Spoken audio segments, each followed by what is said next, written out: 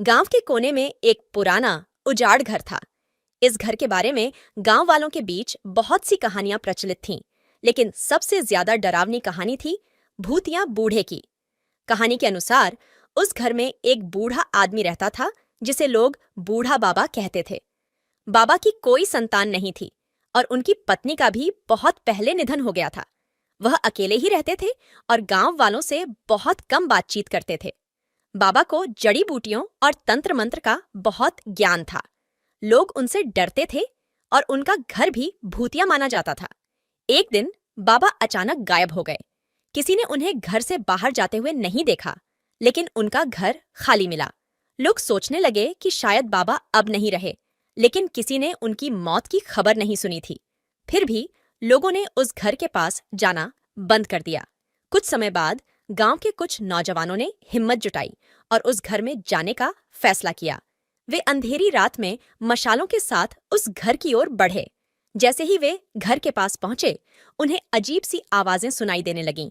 आवाजें ऐसी थीं जैसे कोई धीरे धीरे कराह रहा हो। डर के मारे उनके कदम थम गए, लेकिन एक ने कहा, हमें पता लगाना चाहिए कि यह सब क्या है। वे दरवाजा खोलकर अंदर गए। अंदर का दृश्य बहुत ही डरावना था।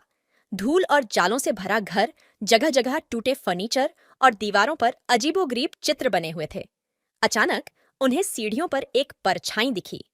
जैसे ही उन्होंने मशाल की रोशनी उस ओर डाली, उन्होंने देखा कि वहां एक बूढ़ा आदमी खड़ा है। उसका चेहरा पीला और आंखें गहरी काली थीं।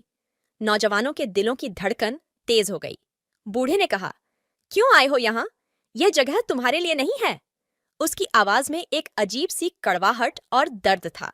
नौजवानों में से एक ने हिम्मत करके पूछा, आप कौन हैं? बूढ़े ने कहा, मैं वही बूढ़ा बाबा हूं, लेकिन अब मैं इस दुनिया का नहीं हूं। मेरे साथ जो हुआ उसके बाद मैं यहाँ फंसा हुआ हूं। उसने बताया कि कैसे कुछ लोगों ने उसकी तंत्र मंत्र की किताबें चुराने के लिए उसे मार डाला था, लेकिन उसकी आत्मा को शांति नहीं मिली और वह इस घर में कैद हो गया। नौजवानों ने डर के मारे भागने की कोशिश की, लेकिन दरवाजा बंद हो गया। बूढ़े बाबा ने कहा, डरो मत। अगर तुम मेरी मदद कर सको तो मैं तुम्हें कुछ नहीं करूंगा। मुझे शांति चाहिए। मेरी किताबें वापस लाओ और मेरी आत्मा को मुक्ति दिलाओ। नौजवानों ने वादा किया कि वे उसकी किताबें वापस लाएंगे। उन्होंने गांव के पुराने दस्तावेजों में ढूंढा और किताबों का पता लगाया।